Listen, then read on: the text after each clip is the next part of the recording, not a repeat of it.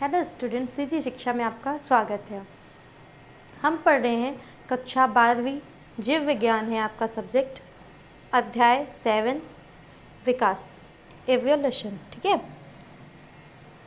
विकास का जो चैप्टर है हमारा, विकास क्या बोलता है, विकास होता क्या है।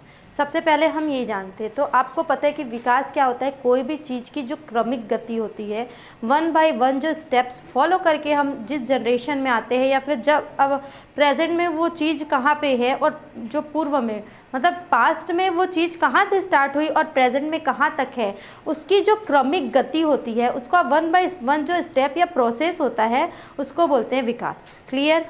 तो आइए हम लोग देखते हैं कि हम लोग इसमें कौन कौन सी चीज़ों का अध्ययन करेंगे, कौन कौन से टॉपिक्स का अध्ययन करेंगे, इसका सिलेबस क्या है। तो इसमें हम लोग देखेंगे जीवन की उत्पत्ति। मनुष्य या फिर कोई भी जो जीव है, पेड़ पौधे हैं जो सांस लेते हैं, जो लिविंग थिंग्स होते हैं जो सांस लेते हैं, उन सारे जीवों की उत्पत्ति कहाँ से हुई। फिर है जैव विकास तथा जैव विकास के प्रमाण। हम लोग देखेंगे कि जैव विकास कहाँ से हुआ, जीवन की उत्पत्ति के पश्चात उसका विकास कहाँ से प्रारंभ हुआ, उसका प्रारंभ का जो प्रमाण है कि कौन कौन से तथ्यों से हम जान सकते हैं कि उसका जैव विकास कैसे कैसे हुआ। जीवाश्मीय, तुलनात्मक, आंतरिकी, भ्रूण विज्ञानी और आणविक प्रमाण। मतलब जितने भी प्रमाण आए हमारे पास, भ्रूण विज्ञान से भी आया, कहीं ना कहीं भ्रूण से ही तो जैव का विकास हुआ है, आंतरिकी, आणविक तथ्यों से भी समझ में आया। फिर है डार्विन का योगदान। जब विकास होता गया तो जो डार्विन नामक वैज्ञानिक थे, उनका जो योगदान रहा विकास को परिभाषा को समझने के लिए। विकास का आधुनिक संश्लेषणवाद, उसको संश्लेषित कैसे किया, उसका जो क्रिया है ना, उनका जो प्रोसेस है, उसको क्रिया विधि, विभिन्नताएं, उत्परिवर्तन, पुनर्योजन तथा प्राकृतिक चयन। प्राकृतिक चयन क्या होता है, उसका जो उदाहरण होता है वो प्राकृतिक चयन के प्रकार, जीन प्रवाह एवं आनुवांशिक विस्थापन जो होता है, उन सब चीज़ों को, तथा हार्डी-विनबर्ग का जो सिद्धांत है, एडेप्टिव रेडिएशन है और मानव विकास है। इन सारे सिलेबस को, इन सारे टॉपिक्स को हम इन सिलेबस पार्ट 7 विकास के थ्रू आपको बताएंगे। क्लियर। इसका आप देखते हैं, हम लोग जनरल इंट्रोडक्शन देखते हैं, सामान्य परिचय देखते हैं। तो जनरली जो पृथ्वी होती है, हमारा जो पृथ्वी है, अर्थ है वहाँ पे जीवित वस्तुएं जो है, जीवित जो थिंग है, लिविंग जो थिंग्स है, जीवित वस्तुएं कब आई, कैसे आई, उसको इनका जो क्रमिक परिवर्तन होता है, उनमें क्या क्या रूपांतरण हुए, उनके क्या क्या क्रियाकलाप होते हैं, उनके क्या क्या प्रमाण हैं, कब से कहाँ तक के प्रमाण हैं, इन सारे प्रश्नों का आज हमें मिल गया है। परंतु अभी अंतिम रूप से पृथ्वी पर जीवन की उत्पत्ति आदि के बारे में कुछ नहीं कहा जा सकता। अभी भी कुछ कुछ डाउट्स है, या फिर अभी भी कुछ कुछ प्रमाण प्रस्तुत किए जाते हैं कि जो जीवन में विकास हुआ है, जीवों का विकास हुआ है, उनकी उत्पत्ति कहाँ से हुई है। तो अभी भी थोड़े डाउटफुल स्थिति में है, डाउटफुल कंडीशंस है। तो कुछ वैज्ञानिकों के अनुसार पृथ्वी पर आज जितने भी जीव पाए जाते हैं वे क्रमिक क्रियाएं, उनके वे 2 क्रमिक क्रिया है। पहला है आपका जीवन की उत्पत्ति, उनकी 2 क्रमिक क्रियाएं हैं। तो पहला है उसमें आपका जीवन की उत्पत्ति, तथा दूसरा है जीवन का विकास और जैव विकास। ठीक है, पहला है जीवन की उत्पत्ति तथा दूसरा है जीवन का विकास अथवा जैव विकास। अभी तक प्राप्त प्रमाणों के अनुसार जो ब्रह्मांड में व्याप्त समस्त ग्रह नक्षत्रों, जितने भी हमारा जो ब्रह्मांड है, ब्रह्मांड में बहुत सारे ग्रह हैं, 27 नक्षत्र हैं, 9 ग्रह हैं। ये हमको अगर हम लोग उसको छोड़ देते हैं, है ना, तो ये क्या 9 ग्रह भी, 8 ग्रह है, एक और ग्रह मान लेते हैं। ठीक है, तो 9 ग्रह है, लगभग 27 नक्षत्र हैं। इन सब में जो पृथ्वी हमारा जो ग्रह है, जिसमें क्या है, आज भी जीवन की उत्पत्ति है, विकास है और जीवन पाया जाता है। और इसी में हम लोग उसकी उत्पत्ति कैसे हुई, उसका विकास कैसे हुआ, उसको हम लोगों को जानना आवश्यक है। तो पृथ्वी की उत्पत्ति, पहले ओरिजिन ऑफ अर्थ का, पृथ्वी की उत्पत्ति कहाँ से हुई। तो पृथ्वी जो है वो ब्रह्मांड की एक छोटी सी इकाई है। मतलब हमारा जो सौर मंडल है या फिर जो ब्रह्मांड है, उसमें बहुत सारे तारे हैं, चांद है, सूरज है, ग्रह है, नक्षत्र है। तो इन सारे चीज़ों में एक पृथ्वी भी हमारा एक ग्रह है, जो बहुत छोटी इकाई है ब्रह्मांड की दृष्टि से। तो है ना, यह क्या होता है, आकाश और अंतरिक्ष में बिखरे संपूर्ण सितारों एवं ग्रहों का एक सुव्यवस्थित और जटिल तंत्र होता है। वैज्ञानिकों का मानना है कि जो ब्रह्मांड की उत्पत्ति हुई है वो लगभग 15 बिलियन वर्ष पूर्व इलेम नामक एक आदि पदार्थ से हुई है। ब्रह्मांड की उत्पत्ति कहाँ से हुई है, तो इलेम नामक जो आदि पदार्थ होता है वहाँ से हुई है, लगभग 15 बिलियन वर्ष पूर्व। यह लगभग 5000 सेंटीग्रेड से 6000 सेंटीग्रेड पर सेंटीग्रेड पर तप्त घने गैसीय बादल के समान था। एक बादल के समान था जो लगभग 5000 सेंटीग्रेड से 6000 सेंटीग्रेड के तप्त घने गैसीय संघनन था ना, गैस से बना हुआ था, जो इलेक्ट्रॉन, प्रोटॉन और न्यूट्रॉन का बना हुआ था। वो तीनों से मिलकर बना हुआ था। किससे किससे? इलेक्ट्रॉन, प्रोटॉन और न्यूट्रॉन से, जिसको क्या बोलते हैं? इलेम बोलते हैं। एबी लेमात्रे एवं गेमो ने अनुसार इस गैसीय बादलों में पदार्थों का टकराव का कारण एक महाविस्फोट हुआ। जब इलेक्ट्रॉन, प्रोटॉन और न्यूट्रॉन जो थे, गैसीय बादल जो थे, उनमें टकराव हुआ, बहुत जोर से विस्फोट हुआ, उससे विस्फोट हुआ। जब टकराए चीजें उनसे तो क्या हुआ? विस्फोट हुआ। तो इसको क्या बोलते हैं? बिग बैंग कहा जाता है। जो विस्फोट हुआ ना, है ना, उसमें उसको क्या बोलते हैं? बिग बैंग कहते हैं। फलतः इसके अंदर वर्तमान पदार्थों के कुछ अणुओं का निर्माण हुआ। यह विशाल बादल कालांतर में फैलकर असंख्य छोटे बड़े पिंडों में विभक्त हो गया।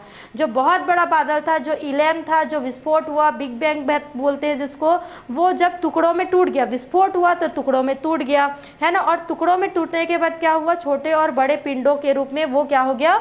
विभक्त हो गया। इन्हीं पिंडों से आकाश गंगा के सितारों का निर्माण हुआ। तो जो हमारा आकाश है, जो हमारा ब्रह्मांड है, उसमें जितने भी सितारे होते हैं, का निर्माण कहाँ से हुआ? तो इन्हीं पिंडों से हुआ। ग्रह सितारों की उत्पत्ति की इस परिकल्पना को क्या बोलते हैं? बिग बैंग परिकल्पना। क्या कहते हैं? Big bang hypothesis, big bang परिकल्पना। क्लियर? तो लाप्लास नामक एक महान खगोल शास्त्री थे, जो हमारे ब्रह्मांड का अध्ययन करते, जो हमारे अंतरिक्ष का अध्ययन करते हैं। उस वैज्ञानिक को क्या कहा जाता है? खगोल शास्त्री कहा जाता है। क्या कहा जाता है? खगोल शास्त्री। तो लाप्लास नामक एक वैज्ञानिक थे। उनके अनुसार जो पिंड होते हैं, उसमें एक दहकता महापिंड था अथवा नेबुला था। बहुत ज़्यादा गर्म और धधकता, वो जो आग का गोला होता है, वैसे ही महापिंड था, जिसको क्या बोलते हैं? नेबुला, जो तीव्र गति से चक्कर काट रहा था, बहुत तेजी से घूम रहा था, तेजी से घूम रहा था। उसके बाद क्या हुआ? वह टुकड़ों में बढ़ गया। बहुत तेजी से घूमने के कारण क्या हुआ? उसमें फोर्स लगा, बल लगा, जिससे वो विस्फोट हुआ और टूट गया। जिससे क्या क्या बने? 9 ग्रह बने, जिसमें क्या है? बुध, शुक्र, पृथ्वी, मंगल, बृहस्पति, शनि, अरुण, वरुण तथा यम की उत्पत्ति हुई। कौन सा महापिंड? जिसको नेबुला कहते हैं, जो आग की तरह बहुत तीव्र गति से धधक रहा था, प्लस वो क्या हो रहा था? चक्कर काट रहा था। ठीक है, तो उससे क्या बने? बाद में वह बढ़ गया, फिर वो विस्फोट हो गया, टूट गया और बढ़ गया। जिससे क्या क्या बने? 9 ग्रह बने, जिसमें से है बुध, शुक्र, पृथ्वी, मंगल, बृहस्पति, शनि, अरुण, वरुण और यम की उत्पत्ति हुई। नेबुला के शेष भाग से सूर्य, नेबुला का जो शेष भाग था, जो छोटे छोटे टुकड़े बने, वो क्या हो गए? ग्रह बन गए। और नेबुला का जो शेष भाग था, वो क्या बन गया? सूर्य बन गया। चंद्रमा पृथ्वी का उपग्रह है, या पृथ्वी के चारों ओर घूमता है। जो हमारा चंद्रमा है, वो पृथ्वी का क्या है? उपग्रह है, जो पृथ्वी के चारों ओर घूमता रहता है। और सभी जो ग्रह हैं, जो 9 ग्रह है, वो क्या करते हैं? तेजी से किसके चक्कर? एक निश्चित गति से किसके चक्कर काटते हैं? तो एक निश्चित गति से सूर्य का चक्कर काटते हैं। पृथ्वी से सूर्य की दूरी 15 करोड़ किलोमीटर तथा चंद्रमा की दूरी 4,84,000 किलोमीटर है। हमारा और मतलब हमारा जो पृथ्वी है और सूर्य है, यहाँ पृथ्वी और यहाँ सूर्य है, तो इन दोनों का बीच का जो डिस्टेंस होता है, वो डिस्टेंस है लगभग 15 करोड़ किलोमीटर। ठीक है, कितना है? लगभग 15 करोड़ किलोमीटर इसकी दूरी है। और हमारा पृथ्वी है और चांद है, तो चांद और पृथ्वी की दूरी कितनी है? तो 4,84,000 किलोमीटर है। पृथ्वी पर जीवन की उत्पत्ति, origin of life on earth. पृथ्वी पर जीवन की उत्पत्ति कैसे हुई? तो उनके भूगर्भीय संरचना तथा जीवाश्मों का अध्ययन किया गया, है ना भाई। अब तो हम जो हमारा जो दिमाग है, हम पुराने समय में कैसे जा सकते हैं? तो जो जीवाश्म है ना, जीवाश्म जो है, और भूगर्भीय संरचना जो है, हमारा भूगर्भ का जो संरचना है, जो जमीन का जो संरचना है, उसके आधार पर, और जो जीवाश्म होते हैं, जीवाश्म अर्थात क्या होता है कि जो पुराने चीज़ें होती हैं वो दब जाती है, डेड हो जाता है, उसमें दब जाती हैं, तो वो बहुत वर्षों के पूर्व जब निकालते हैं उसको, तो उसका जब अध्ययन करते हैं उसको बोलते हैं जीवाश्म। क्लियर? इनके अनुसार इस ग्रह पर जीवन की उत्पत्ति लगभग आज से 350 से 400 करोड़ वर्ष पूर्व हुई थी। कितने वर्ष पूर्व? लगभग 350 से 400 करोड़ वर्ष पूर्व इसका जीवन का उत्पत्ति पृथ्वी पर माना जा सकता है। इसके संबंध में वैज्ञानिकों ने बताया कि केवल रसायनवाद से ही साबित हुआ। जो रसायनवाद होता है, हम लोग रासायनिक जीवाश्मों का हम लोग अगर रासायनिक अध्ययन करते हैं, तो उसी से पता चला हम लोगों को कि पहले 350 से 400 करोड़ पूर्व में क्या हुआ था? जीवन की उत्पत्ति हुई थी। क्लियर? शेष बाद में एक एक करके गलत साबित हुए। जीवन को उत्पत्ति के संबंध में विभिन्न बहुत सारे सिद्धांतों का वर्णन मिला। तो पहला है विशिष्ट वादक, थ्योरी ऑफ स्पेशल क्रिएशन और रिलीजियस थ्योरी। विशिष्ट सृष्टिवाद वादक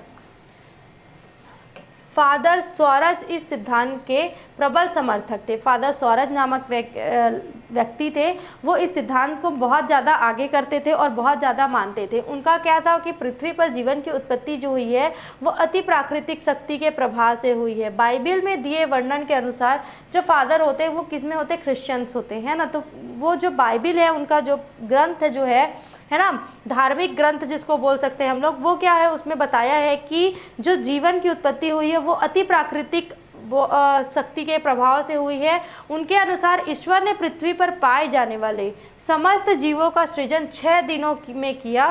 तो क्या किया, जो ईश्वर थे, बाइबल में बताया गया है कि जो ईश्वर हैं है ना, वो क्या किए, हमारा जो पृथ्वी है उसका निर्माण सिर्फ 6 दिनों में कर दिए।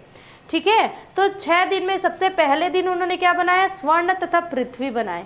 क्या बनाए, स्वर्ण जो होता है और पृथ्वी बनाए। दूसरे दिन आकाश और तीसरे दिन पौधे। दूसरे दिन क्या बनाया, हमारा जो आकाश है उसका निर्माण किया। फिर तीसरे दिन पेड़ पौधों का निर्माण किया। चौथे दिन चंद्रमा एवं तारों का निर्माण किया। ठीक है, चौथे दिन किसका निर्माण किया, चंद्रमा और तारों का निर्माण किया।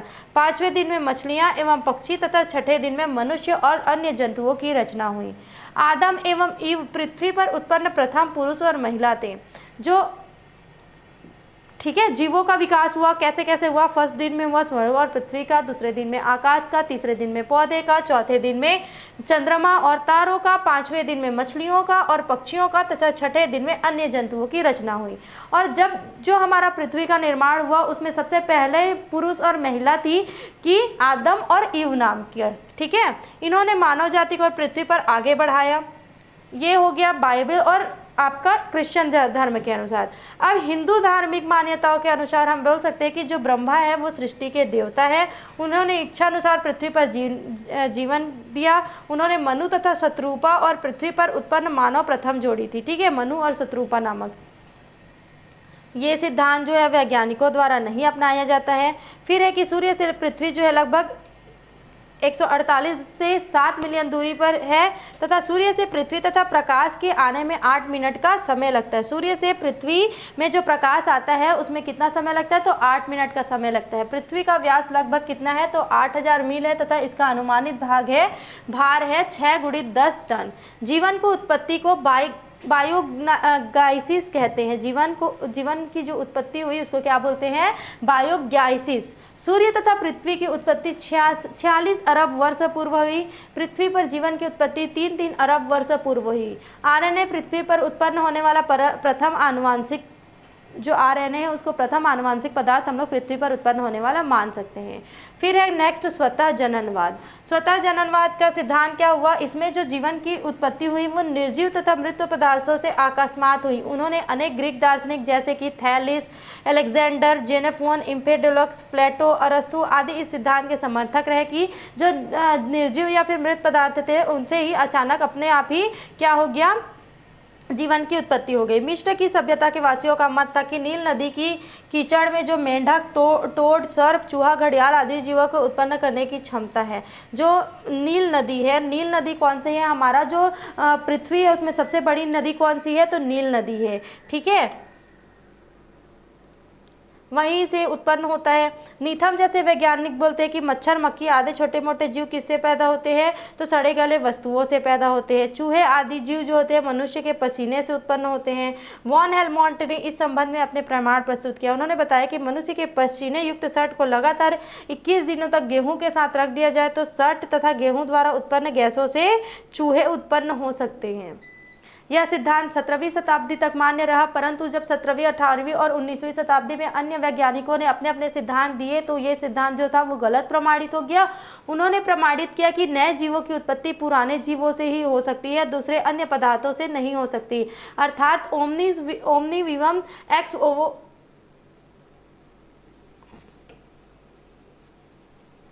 Harvey T H Huxley, Francisco Redi, Lazzaro Spallanzani तथा लुइस पास्चर आदि इन वैज्ञानिकों में प्रमुख है। वैज्ञानिकों आधार नहीं होने के कारण इस सिद्धांतों को मान्यता नहीं मिली थी। फिर है आधुनिक परिस्थितियों का स्थिरतावाद। क्या है? आधुनिक परिस्थितियों का स्थिरतावाद। Theory of eternity of present theory. इस सिद्धांत के अनुसार पृथ्वी पर जीवन की जो उत्पत्ति है वो वास्तव में कभी हुई ही नहीं। जीवन का कोई आदि और अंत नहीं है। पृथ्वी के आरंभ से ही यहाँ जीवन मौजूद है, या आगे भी बना रहेगा। इस सिद्धांत के अनुसार पृथ्वी पर सृष्टि अपरिवर्तनशील है। इस वाद के कोई वैज्ञानिक प्रमाण उपलब्ध नहीं है। फिर नेक्स्ट है जीवात जीवोत्पत्ति के सिद्धांत। जीवात जीवोत्पत्ति के सिद्धांत में क्या है कि जीवों की जो स्वतः जननवाद के सिद्धांत को गलत प्रमाणित किया, खुद से हुआ है करके नहीं माना। उन्होंने बताया कि जीवों की उत्पत्ति निर्जीव पदार्थों से संभव नहीं है, निर्जीव पदार्थों से भी नहीं हो सकता, स्वतः ही नहीं हो सकता। नए जीव पूर्व में स्थित जीवों के अंडे, बीजाणुओं तथा बीजों से ही बन सकते हैं। इस सिद्धांत को जीवात जीवोत्पत्ति सिद्धांत कहा गया। कहाँ से बन सकते हैं? अंडे, बीजाणु अथवा बीजों से ही बन सकते हैं। इसका समर्थन किसने किया था? तो फ्रांसिस्को रेड्डी और लुईस पाश्चर द्वारा प्रयोगों के अवर्णन के आधार पर किया जा सकता है। तो देखते हैं कि फ्रांसिस्को का प्रयोग क्या था। फ्रांसिस्को रेड्डी ने एक प्रयोग किया और इस सिद्धांत को प्रतिपादित किया। तो फ्रांसिस्को रेड्डी ने क्या किया था? एक इटालियन, ये क्या थे? इटालियन फिजिशियन थे। इन्होंने 3 जार में मांस के टुकड़े ले लिए। 3 जार लिए, इसमें मांस के टुकड़े ले लिए। ठीक है, तीनों में क्या डाल दिया? मांस के टुकड़े डाल दिया। फिर क्या किया? एक जार को उन्होंने खुला छोड़ दिया, इस प्रकार एक उसमें कि किसी प्रकार के जीव उपस्थित ना हो। वो ध्यान रखे, उन्होंने तीनों जार में मांस डाल दिया और तीनों जार को ऐसे जगह पे रखा जहाँ पे कोई भी जीव पहले से उपस्थित ना हो। तो एक जार को उन्होंने खुला रखा, दूसरे को पार्चमेंट से तथा तीसरे को मलमल के कपड़े से ढक दिया। कुछ दिनों के बाद उन्होंने पाया कि खुले जार में मांस के ऊपर छोटे छोटे डिंबक दिखाई दे रहे हैं, जबकि बंद जारों में ये नहीं थे। ऐसा इसलिए हुआ क्योंकि खुले जार में मक्खियों ने मांस के टुकड़े पर अंडे दिए, जिससे डिंबक उत्पन्न हुए। बंद जार में ऐसा नहीं हो सका।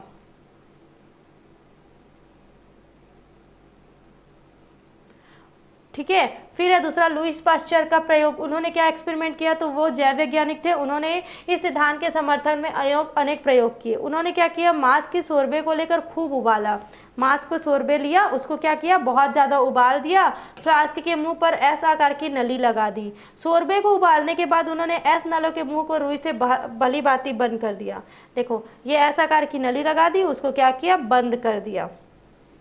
ठीक है, कुछ दिनों के बाद उन्होंने पाया कि मांस के शोरबे में किसी प्रकार के जीवाणु नहीं थे, क्योंकि फ्लास्क के मुंह में लगे रुई होने के कारण जो हवा तो अंदर गई, परंतु किसी भी प्रकार का जो सूक्ष्म जीव था वो अंदर प्रवेश नहीं कर पाया। इसके बाद उन्होंने फ्लास्क के ऊपर लगी एस आकार की नली को तोड़ दिया।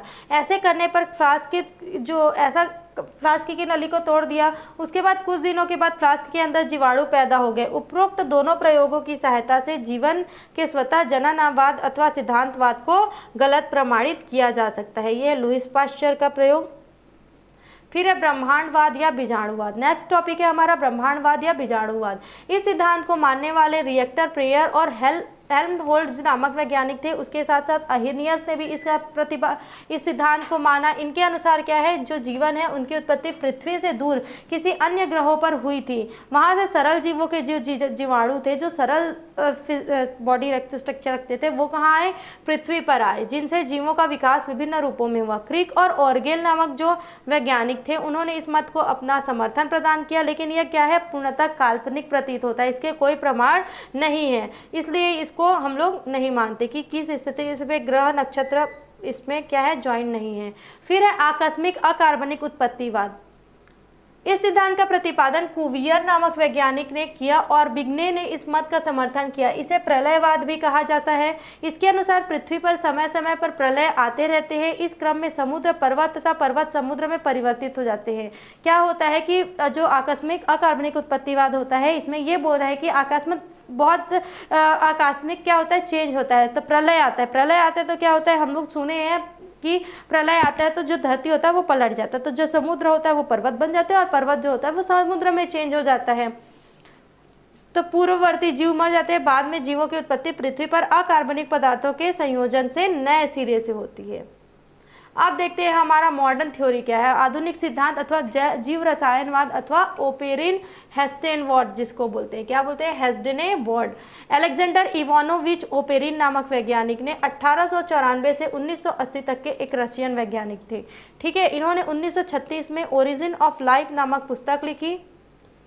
इसकी उत्पत्ति की इस वाद की व्याख्या उन्होंने इस पुस्तक में भौतिकवाद अथवा पदार्थवाद नाम से की थी। इसमें ओरिजिन ऑफ लाइफ लिखा, एक बुक लिखा इन्होंने, किसने, तो अलेक्जेंडर इवानोविच ओपेरिन नामक वैज्ञानिक ने लिखा ओरिजिन ऑफ लाइफ। उसमें जो जीवों की उत्पत्ति थी उसका क्या क्या नाम लिखा, तो भौतिकवाद और पदार्थवाद के नाम से किया। हालांकि इस पुस्तक के प्रकाशन से पूर्व इस वाद का प्रकाशन उनके द्वारा 1924 में किया गया था। JBS हेल्डेन एक अंग्रेजी वैज्ञानिक थे। उन्होंने 1957 में भारतीय नागरिकता स्वीकार करके भुवनेश्वर में अपना जीवन बिताया। दोनों की जीवन की उत्पत्ति के संबंध में लगभग समान विचार प्रस्तुत किए थे। तो उन दोनों के अनुसार क्या है कि पृथ्वी के जो आदि वायुमंडल है, पुराना जो वायुमंडल था, उनमें निम्न विशेषताएं थी कि हमारा जो ब्रह्मांड है वो हाइड्रोजन की अधिकता था, धूल में हाइड्रोजन परमाणुओं की अधिकता थी, जिसके कारण इससे नाइट्रोजन, ऑक्सीजन और कार्बन के साथ प्रतिक्रिया कर क्रमशः अमोनिया, जल और मीथेन बनाया। जो हमारा पूर्व का वायुमंडल था उसमें किसकी अधिकता थी, तो हाइड्रोजन की बहुत ज़्यादा मात्रा थी। और हाइड्रोजन जो था वो क्या किया, जो मात्राएं आपकी नाइट्रोजन, ऑक्सीजन और कार्बन की थी उनके साथ क्या किया, रिएक्ट कर लिया। जो हाइड्रोजन था वो इन तीनों के साथ रिएक्ट किया और क्या बनाया, अमोनिया का निर्माण किया, जल का निर्माण किया और मीथेन बनाया। इस प्रकार आदि वायुमंडल अत्यधिक अपचायक था। मुक्त ऑक्सीजन की अनुपस्थिति आदि वायुमंडल में समस्त ऑक्सीजन या तो जल के रूप में थी या फिर कार्बन तथा। इसमें क्या था, उस जो वायुमंडल था उसमें ऑक्सीजन का जो मात्रा था वो स्वतंत्र नहीं हो पाया था। वो क्या था, कॉम्बिनेशन में था, जैसे कि जल के रूप में था, फिर कार्बन तथा धातुओं की ऑक्साइड के रूप में था। अतः मुक्त ऑक्सीजन का पूर्णतः अभाव था। इसके फलस्वरूप जो भी जटिल कार्बनिक यौगिक बने उसे निर्जलीकरण के फलस्वरूप टूटे नहीं। ओजोन परत की भी अनुपस्थिति थी, जिसके कारण सूर्य से जो आने वाली जो किरणें थी, मतलब पराबैंगनी युक्त किरणें जो थी वो क्या बिना अवरोध के पृथ्वी पर पहुंचती थी। और जो ओजोन लेयर होता है, ओजोन जो परत होता है वो क्या करता है, सूर्य से आने वाली हानिकारक किरणों को क्या कर देता है, हानिकारक किरणों को अवशोषित कर लेता है, जिससे हमारे तक वो किरणें नहीं पहुंच जाती थी। तो पहले क्या था उस वायुमंडल के अनुसार कि उसमें ओजोन लेयर का अपसेंट था, तो ये क्या होता था, डायरेक्ट पहुंच जाता था। पृथ्वी के अतिरिक्त ब्रह्मांड के अन्य ग्रहों और कार्यों पर जीवन होने की संभावनाओं के अध्ययन को एक्सोबायोलॉजी कहते हैं। अगर हम लोग संभावनाएं मानते हैं कि मंगल में या फिर दूसरे अन्य ग्रहों पर जीवन हो सकता है तो इसको क्या बोलते हैं, इसके अध्ययन को एक्सोबायोलॉजी कहते हैं। चंद्रमा पर जल की अनुपस्थिति के कारण जीवन की कल्पना नहीं की जा सकती। ऐसा माना जाता था कि चंद्रमा में जल नहीं है और जल नहीं होने के कारण इसमें हम लोग जीवन की उत्पत्ति या फिर जीवन का होना कल्पना नहीं कर सकते। प्रकाश संश्लेषण के प्रारंभ होने के पश्चात आदि वायुमंडल में ऑक्सीजन मुक्त होने लगी तथा यह अपचायक से ऑक्सीकारक हो गया। इसे मीथेन तथा अमोनिया से प्रतिक्रिया करके कार्बन ऑक्साइड तथा नाइट्रोजन बनाई।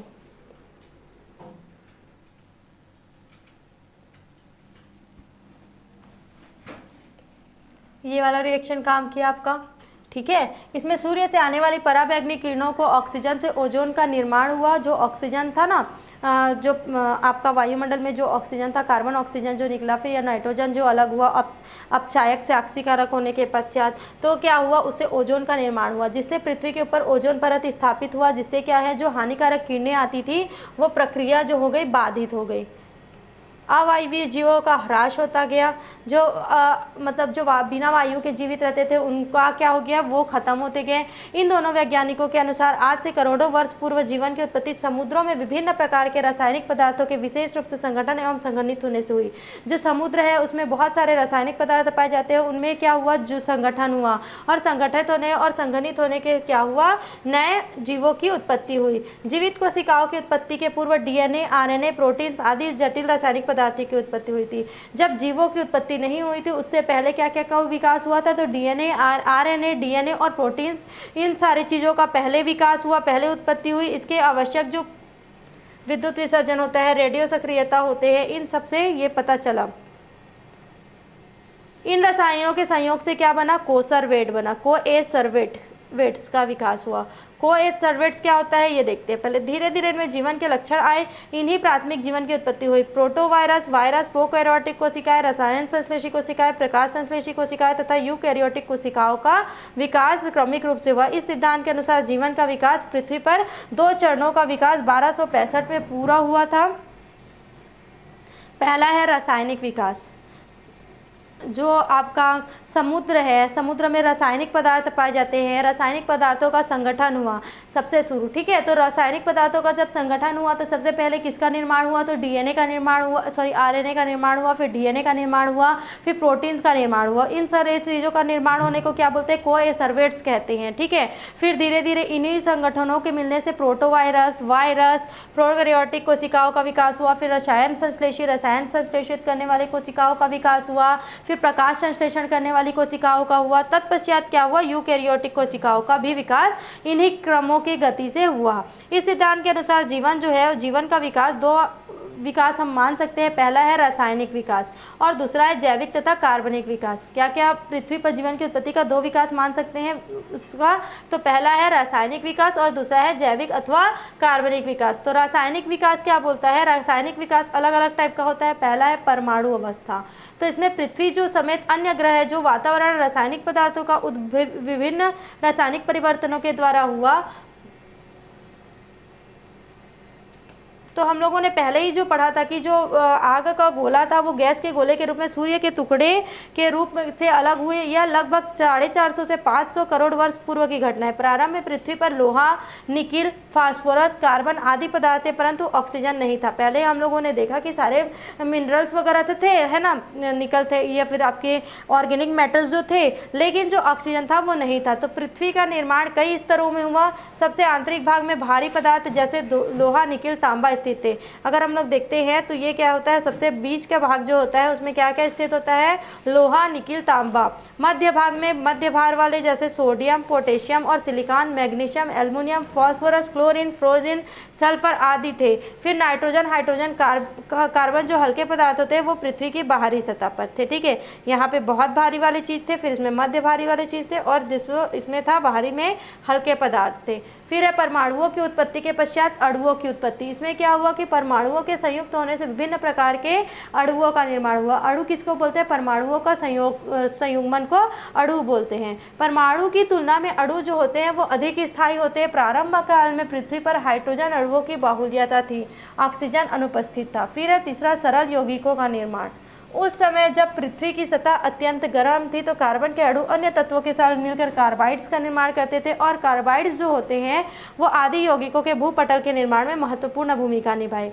इस समय नाइट्रोजन तथा हाइड्रोजन के संयोग से कुछ अन्य सरल यौगिकों का भी निर्माण हुआ।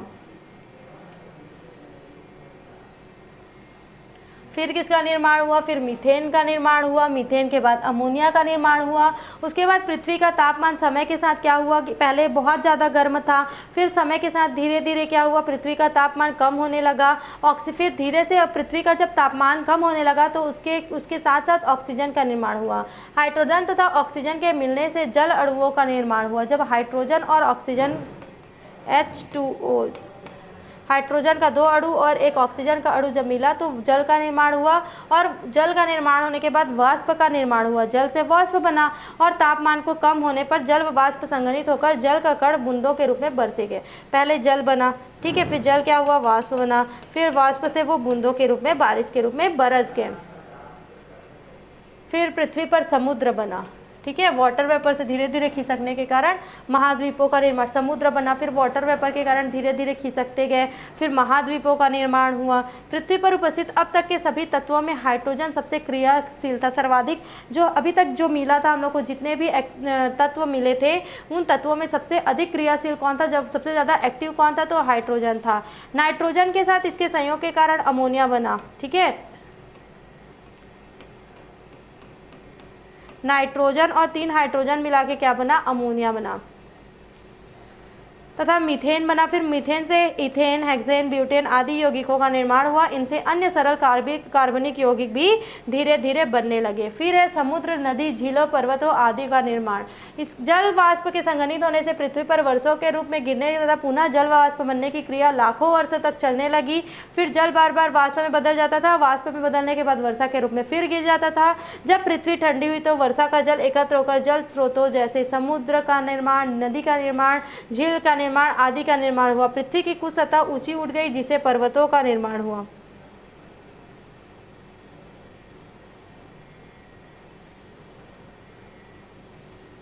कैसे जल से जल वाष्प बना, ये कहाँ से, देखो ये CH से कार्बन और हाइड्रोजन से अमोनिया बना, कार्बन नाइट्रोज बना, जल बना, मीथेन बना। फिर ये कैसे बादल बना, बादल से कैसे रैन हुआ, फिर रैन हुआ, बारिश हुआ, बारिश से कैसे जल स्रोतों का निर्माण हुआ, इस पिक्चर में आपको दिखाया गया है। क्लियर। फिर जटिल यौगिकों का निर्माण हुआ, है ना, समुद्र झीलों जल स्रोतों का निर्माण होने के बाद जटिल यौगिकों का निर्माण हुआ। तो जल के निर्माण के बाद सरल यौगिक उसमें घुलित अवस्था में प्राप्त हुए, इससे उनके बीच संयोग हुआ, आसान हुआ। अकार्बनिक यौगिकों से वसीय अम्ल ग्लिसरॉल अकार्बनिक अम्ल बना, अकार्बनिक अम्लों से क्या बना, शुगर बना, ग्लिसरॉल बना, वसीय अम्ल बना, अमीनो अम्ल बना, नाइट्रोजनस क्षार आदि का फॉर्मेशन हुआ। इनके निर्माण एक साथ नहीं होकर कई चरणों में हुए। पहले देखो शुगर का निर्माण हुआ, फिर अमीनो एसिड का निर्माण हुआ, फिर प्रोटीन्स का निर्माण हुआ।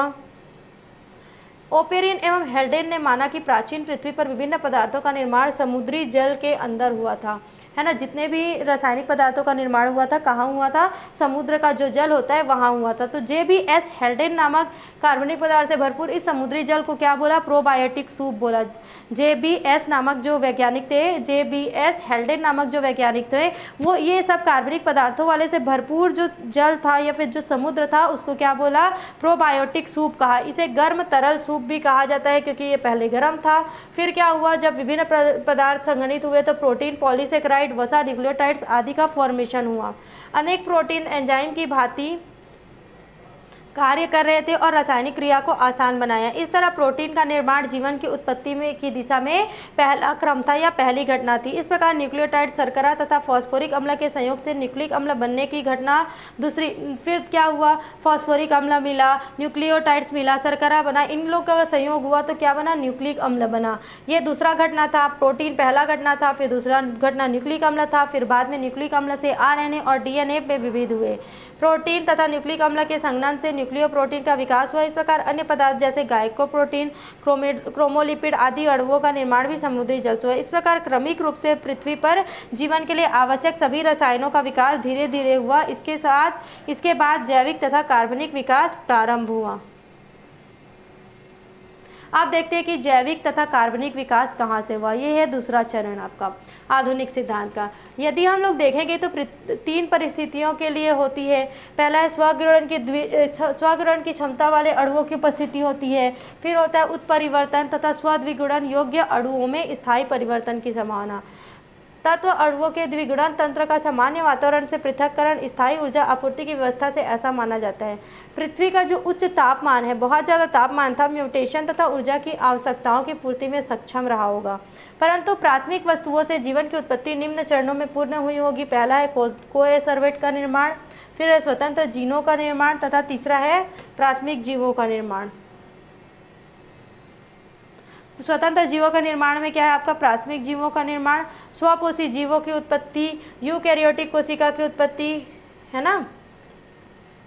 कोएसर्वेट्स देखो 4 प्रकार का बताया गया है। कोएसर्वेट्स का निर्माण, दूसरा है स्वतंत्र जीवों का निर्माण, तीसरा है प्राथमिक जीवों का निर्माण और फिर चौथा है आपका स्वपोषी जीवों की उत्पत्ति। यूकैरियोटिक कोशिका का भी उत्पत्ति होता है, ठीक है। तो इसमें क्या है, कोएसर्वेट का जो निर्माण होता है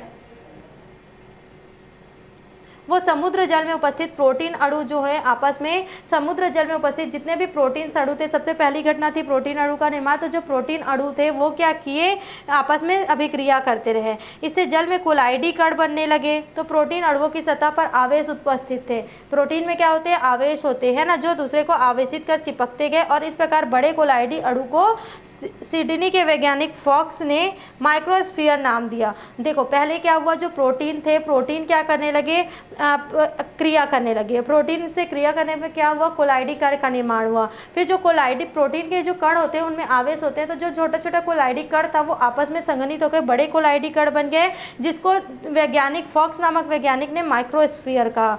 उन्होंने ऐसे अणुओं को लिपिड तथा प्रोटीन के मिश्रण को जोर से हिलाकर प्राप्त किया। कोएसर्वेट ओपेरिन ने अपने प्रयोगों में देखा कि विरोधी आवेशित माइक्रोस्फीयर जो है वो परस्पर मिलकर एक घने व बड़े रूप ले लेते हैं। इन कणों को उन्होंने कोएसर्वेट कहा। यह कोशिकीय तथा अकोशिकीय के बीच की कड़ी है। ये क्या है, कोएसर्वेट जो होता है वो कोशिकीय और अकोशिकीय जीव के बीच की कड़ी होती है। फिर है स्वतंत्र जीन का निर्माण, फॉर्मेशन ऑफ फ्री जीन्स।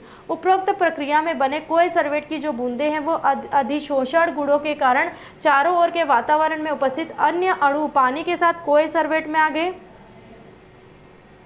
कोएसर्वेट के अणु जो है बार बार विभाजित होकर माइक्रोस्फीयर या सिडनी फॉक्स में बदल गए। जो माइक्रोस्फीयर थे क्या हो, कोएसर्वेट में बदल गए। कोएसर्वेट जो अणु बने थे वो क्या हुए, बार बार विभाजित होने लगे। क्यों विभाजित होने लगे, क्योंकि जो बूंदे थी वो अधिशोषण गुण जो होने के कारण क्या हुआ, पानी के साथ मिलने लगा।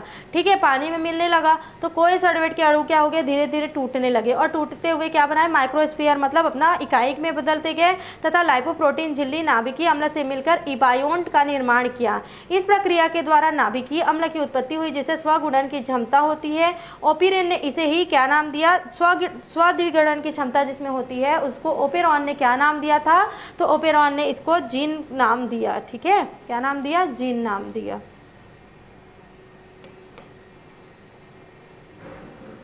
फिर है प्राथमिक जीवों का निर्माण। पहले क्या हुआ, स्वतंत्र जीवों और जीनों का निर्माण हुआ। फिर है प्राथमिक जीवों का निर्माण। तो प्राथमिक जीवों का निर्माण कैसे हुआ, तो मोनेरन का प्रकार अगर देखेंगे तो कोशिकाएं जो है अत्यंत महत्वपूर्ण है। इस प्रकार की आदि कोशिकाओं में न्यूक्लियो प्रोटीन ढीले रूप में पुंजित होते हैं तथा कोशिकीय पदार्थ में पड़े रहते हैं। मोनेरन जो होता है इस प्रकार की आध कोशिका में, मतलब जो छोटी छोटी कोशिका होती है उसमें न्यूक्लियो प्रोटीन ढीले रूप में एग्रीगेट होते हैं, ढीले रूप में जुड़े होते हैं तथा कोशिकीय पदार्थ में पड़े रहते हैं। फिर है प्रोटिस्टियन प्रकार। इस प्रकार की आद्य कोशिकाओं में न्यूक्लियो प्रोटीन जो है कोशिका के मध्य भाग पर आ जाती है। ये क्या है, कोशिका इसके मध्य भाग पर आ जाती है तथा उसके चारों ओर एक झिल्ली बन जाती है जिसके कारण न्यूक्लियो प्रोटीन कोशिकीय पदार्थ से अलग हो जाता है और वह नाभिक का रूप ले लेता है। जो न्यूक्लियो प्रोटीन होता है वो क्या कर लेता है, कोशिकीय पदार्थ से जो झिल्ली होती है उसके कारण अलग हो जाता है और वो नाभिक का रूप ले लेता है। इस प्रकार कोशिका ही अधिकांश जीवों की पूर्वज कोशिका मानी जाती है। देखो ये क्या है, अल्ली कॉम्प्लेक्स में क्या करना, फर्स्ट सेल बना। फर्स्ट सेल में क्या हुआ, वायरस घुसा, ये साइटोप्लाज्म बना, क्रोमेटिन है। ठीक है, उसमें फिर झिल्ली का निर्माण हुआ, ये बन गया प्रोटिस्टियन सेल। क्या बन गया, प्रोटिस्टियन सेल। अनऑक्सी विषम पोषी कोसर्वेट से संभवतः प्रोकैरियोटिक अथवा मोनेरा जगत के जीवों का विकास हुआ। अनऑक्सी विषम पोषी कोसर्वेट मतलब जो हो गया, आपके झिल्ली से नाभिक का निर्माण हुआ और एक कोशिका से दूसरी कोशिका का निर्माण हुआ। इसी से ही क्या बोले कि प्रोकैरियोटिक कोशिकाओं वाले तथा मोनेरा जगत की उत्पत्ति हुई। इसमें क्या हुआ, वायरस, प्रोकैरियोटिक तथा प्राथमिक यूकैरियोटिक कोशिकाओं का निर्माण होना था। फिर जीवित कोशिका है वो प्रोकैरियोटिक हो या यूकैरियोटिक, निश्चित रूप से इसके प्रमाण के लिए प्रोटीन और न्यूक्लिक अम्ल आवश्यक रहे होंगे। मतलब हम लोग मानते हैं कि जो भी आपका कोशिका का निर्माण होता है या कोशिका का विकास होता है वो किसके थ्रू होता है, तो न्यूक्लिक अम्ल और प्रोटीन के थ्रू होता है ना। तो न्यूक्लिक अम्ल क्या हो गया, आपका डीएनए और आरएनए होता है, ये आवश्यक है। ओपेरॉन ने माना कि गुणन करने वाले जो कोसर्वेट्स होते हैं, मतलब जो मल्टीपल होते हैं विभाजित होकर, उनके इन दोनों में जटिल अणुओं का विकास हो चुका था। अब प्रश्न यह उठता है कि इन दोनों में पहले किसका विकास होगा। तो लगभग हम मान सकते हैं कि आरएनए मॉडल को देखते हुए, प्रथमता मॉडल को देखते हुए आणविक जीव विज्ञान के शोध निष्कर्षों के आधार पर जीव वैज्ञानिकों ने, जैसे क्रिक, ऑरेजेल, वॉटसन नामक आदि जो वैज्ञानिक थे, उन्होंने बताया कि प्रोटीन से पहले आरएनए का विकास हुआ। यह ऐसा अणु है जो न केवल आनुवांशिक पदार्थ के रूप में कार्य करता है बल्कि इनमें एंजाइम के भी गुण पाए जाते हैं। ठीक है, जो आरएनए होता है उसका विकास पहले हुआ, किससे, प्रोटीन से भी पहले हुआ है। और इसमें माना जाता है कि जो आरएनए होता है वो आनुवांशिक पदार्थ तो होता ही होता है, उसके साथ साथ ये एंजाइम की भांति भी कार्य करता है। तो इसमें क्या होता है, रिवर्स ट्रांसक्रिप्शन की प्रक्रिया का विकास फलस्वरूप आरएनए से डीएनए का निर्माण हुआ। प्रोटीन आरएनए की अपेक्षा अधिक सक्षम उत्प्रेरक है तथा कोशिकीय तंत्र में उत्प्रेरक अणु के रूप में आरएनए का स्थान प्रोटीन ने ले लिया। इस प्रकार जब आरएनए ने डीएनए का विकास हुआ तो अधिकांश जीवों में इसमें आनुवांशिक पदार्थ का स्थान ग्रहण कर लिया। अब देखते हैं कि कुछ जैव रसायनवाद के प्रमुख कारण थे कि पहला है रासायनिक विकास, परमाणु अवस्था, अणुओं की उत्पत्ति, सरल यौगिकों का निर्माण। ये क्या है, स्टेज है, इसको हम लोग शॉर्ट में बताए हैं, इसको आप नोट डाउन कर लेंगे। समुद्र, नदी, झीलों, पर्वतों आदि का विकास और जटिल यौगिकों का विकास। फिर अगर दूसरा देखते हैं चरण, तो है जैव विकास या कार्बनिक विकास। तो इसमें पहला है कोएसर्वेट का निर्माण, स्वतंत्र जीनों का निर्माण, प्राथमिक जीवों का निर्माण, स्वपोषी जीवों का निर्माण और यूकैरियोटिक कोशिका की उत्पत्ति। फिर देखते हैं कि स्वपोषी जीवों की उत्पत्ति। समुद्र के जल में उत्पन्न अनऑक्सी जो विषम पोषी जीव थे वो जल से अकार्बनिक पदार्थ को पोषण के रूप में ग्रहण करते थे। जो अनऑक्सी जो जीव थे, जो ऑक्सीजन में रहने के आदी नहीं थे, वो अनऑक्सी जीव जो थे, वो विषमपोषी जीव जल से कार्बनिक पदार्थ को क्या किया, जल में जो कार्बनिक पदार्थ होता है उसको पोषण के रूप में ग्रहण करने लगे। मतलब उसको कुछ तो फीड के लिए चाहिए, खाने के लिए चाहिए, तो वो क्या किया, जो जल में कार्बनिक पदार्थ उपस्थित थे उसको भोजन के रूप में लेना शुरू किया, जिससे उनकी संख्या में क्या हुआ, लगातार वृद्धि होते गया। फिर उससे अवशोषण के कारण क्या हुआ, कम होने लगा, जल में जो कार्बनिक पदार्थ था वो कम होने लगा, क्योंकि ये सारे लोग क्या करते थे, उसी को ग्रहण करते थे। इससे प्राकृतिक स्रोत, भोजन के प्राकृतिक स्रोत समाप्त हुए। इस फलस्वरूप उसमें क्या हुआ, जीवों में पोषण की दूसरी विधि का विकास हुआ।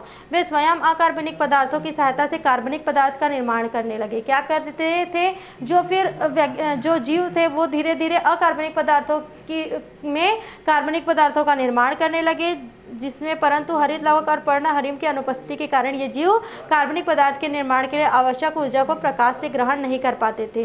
तो उस टाइम जो पर्णहरिम या फिर हरित लवक जिसको बोलते हैं वो नहीं होता था, उनकी उपलब्धता नहीं थी, वो अवेलेबल नहीं था। तो इस कारण क्या होता था, आवश्यक ऊर्जा को हम लोग प्रकाश से ग्रहण नहीं कर पाते थे उस टाइम के जो जीव थे। तो अनाक्सी श्वसन के द्वारा पदार्थ के अपघटन से निकली हुई ऊर्जा इसके लिए उपयोग में लाई जाती थी। उससे क्या करते थे, अनऑक्सी जो श्वसन होता था, जिसमें ऑक्सीजन नहीं लिया जाता था श्वसन के लिए, तो अपघटन, जब अनऑक्सी श्वसन होता था तो अपघटन में जो ऊर्जा निकलता था उसको पोषण विधि के लिए उपयोग में लेने लगे। अतः जीवों में पहले रासायनिक स्वपोषण विधि का विकास हुआ। समुद्र की गहरी सतह में आज भी ऐसे जीवाणु पाए जाते हैं जो निम्न विधि द्वारा भोजन निर्माण करते हैं। क्या करते हैं, ये 6CO2 लेते हैं और 12H2S लेते हैं। जब किण्वन और रासायनिक ऊर्जा होता है, किण्वन की क्रिया होती है, रासायनिक ऊर्जा होता है, तो इस प्रकार से पोषण का निर्माण होता है। रासायनिक ऊर्जा जो होता है वो धीरे धीरे इन जलीय अनऑक्सी विषमपोषी जीवों में पोषण के तरीके में परिवर्तन करने लगे। फिर इनके अंदर क्या हुआ, इन जीवाणुओं में क्लोरोफिल का विकास हुआ, जो प्रकाश को अवशोषित करने में सक्षम थे। क्लोरोफिल का विकास हुआ, जो क्या करते थे, प्रकाश को अवशोषित करने लगे, और अवशोषित करने के कारण इनका जो उपयोग था वो अपने जीवाणु जो थे अपने भोजन के निर्माण में करने लगे। इस प्रकार रासायनिक स्वपोषी पोषण का विकास हुआ। पहले किसका विकास हुआ था, जो समुद्र के जल में कार्बनिक पदार्थ थे उसको लेते थे। फिर धीरे धीरे क्या किए गए, जब उनको भोजन की अनुपलब्धता होती गई तो धीरे धीरे रासायनिक स्वपोषी पोषण का विकास के क्रम में आगे बढ़े, जिससे क्या हुई, जीवाणुओं की संख्या बढ़ते गई और हाइड्रोजन और सल्फाइड की उपलब्धता जल में सीमित थी। इसलिए जीवाणुओं में क्लोरोफिल की संरचनात्मक परिवर्तन हुआ। फलस्वरूप क्या हुआ, ट्रू क्लोरोफिल की उपस्थिति हुई। पहले जो क्लोरोफिल बना था उसके बाद क्या आया, सत्य क्लोरोफिल आया। ठीक है, ये कहाँ से आया, ये प्रकाश संश्लेषण में हाइड्रोजन सल्फाइड के स्थान पर जल का उपयोग करने लगे। तो इससे क्या हुआ था, जब स्व रासायनिक पोषण का विकास हुआ तब HS जो है आपका हाइड्रोजन सल्फाइड जो है, HS जिसको बोलते हैं हाइड्रोजन सल्फाइड, ये क्या हो गया, कम होने लगा, है ना। और कम होने के साथ क्या होने लगा, फिर जो क्लोरोफिल की संरचना थी उसमें रूपांतरण हुआ, और रूपांतरण होने के बाद क्या बना, ट्रू क्लोरोफिल का उत्पत्ति हुई। इसमें प्रकाश संश्लेषण में हाइड्रोजन सल्फाइड के स्थान पर किसका निर्माण हुआ, उपयोग होने लगा, तो जल का उपयोग होने लगा। फिर इस क्रिया में सह उत्पाद के रूप में सल्फर के स्थान पर ऑक्सीजन उत्पन्न करने में सक्षम थे, और सौर ऑक्सीजन के अणुओं द्वारा ओजोन का निर्माण हुआ। यह वायुमंडल के ऊपरी भाग में एकत्रित होकर ओजोन परत का निर्माण कर सका। ये है आपका रासायनिक सूत्र। नेक्स्ट टॉपिक देखने के लिए हमारे साथ आगे के वीडियो में जुड़े रहिए। CG शिक्षा में जुड़े रहने के लिए धन्यवाद।